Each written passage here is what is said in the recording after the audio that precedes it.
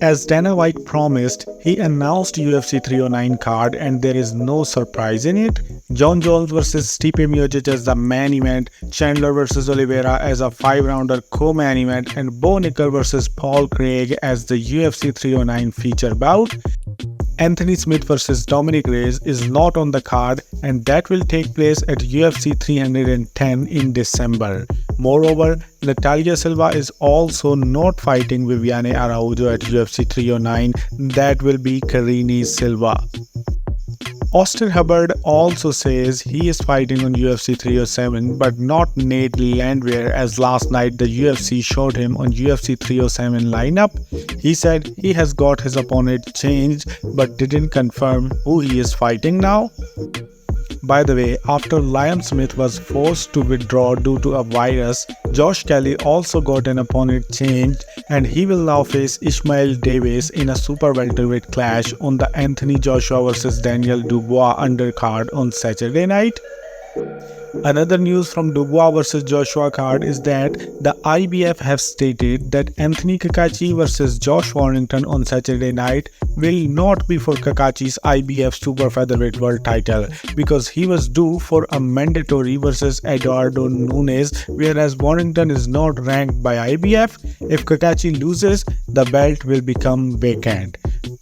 Anyway, another big fight for Paul vs Tyson card is announced. Mario Barrios will defend his WBC welterweight world title versus Abel Ramos on the Jake Paul vs Mike Tyson undercard November 15th in Texas.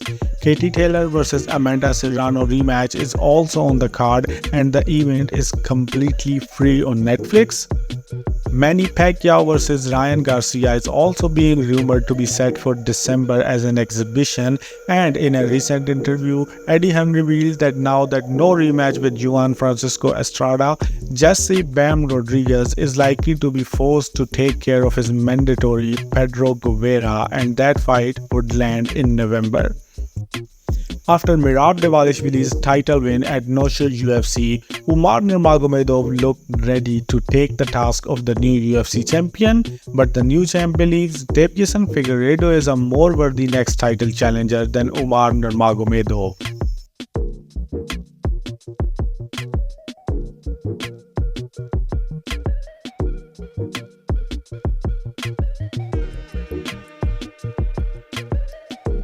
Sean O'Malley went off on his Snapchat stories after losing to Merab and apologized to his fans for the under-delivered performance. He got called out by 3 top bantamweights after his title loss. His former opponent Peter Yan wants to run it back with him, who he never considered a real champion. Corey Sandhagen has also called him out, which is what I think everyone wants. And Henry Cejudo also says he would love to fight Sean O'Malley next if O'Malley is willing to take it. Otherwise, he would move back down to the flyweight division. Who do you think O'Malley should fight next? One of the goats of women MMA, Valentina Shevchenko, takes back her flyweight title after a shoutout performance versus Alexa Grasso and says she now has set the record straight from unfair perceptions in her trilogy win. Now she prefers new business over a 4th fight versus Alexa Grasso.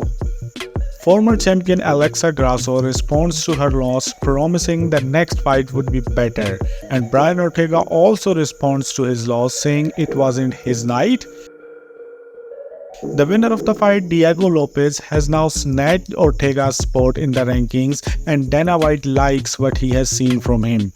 Boss might just give him a backup spot for the next UFC featherweight title fight at UFC 308. Overall, the No-Show UFC event can be called a successful event with record-breaking gate and pre-sales. Dana White promises now he will make UFC Africa happen in 2025. He says he is very serious about that and will pay whatever it costs to make it happen. After No-Show UFC, Jon Jones told a reporter that he will more likely retire after the Stipe Miocic fight in November, which means no Espinal or Pereira fight. By the way, Jones was full of praise for light heavyweight champion Alex Pereira after the two met at No-Show UFC, and Alex Pereira also confirms he may look to train with Jon Jones. Mexican superstar Canelo Alvarez had also retained his unified super middleweight world titles with a punishing unanimous decision over Edgar Berlanga. Alvarez knocked down the previously unbeaten Berlanga in the third round and punished him throughout. After his victory, Turki Al-Sheikh and Kendrick Lamar called Canelo for the super fight, and assuming Canelo won't fight Benavidez and Crawford is also not interested in facing the 154-pounders we want, they clearly need each other to do the biggest business possible.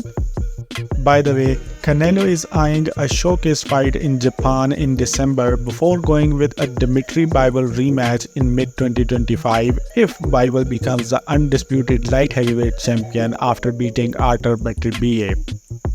And lastly, Jake Paul attended no-show UFC event at Sphere in a disguise last night after being banned from UFC events a few years ago by Dana White.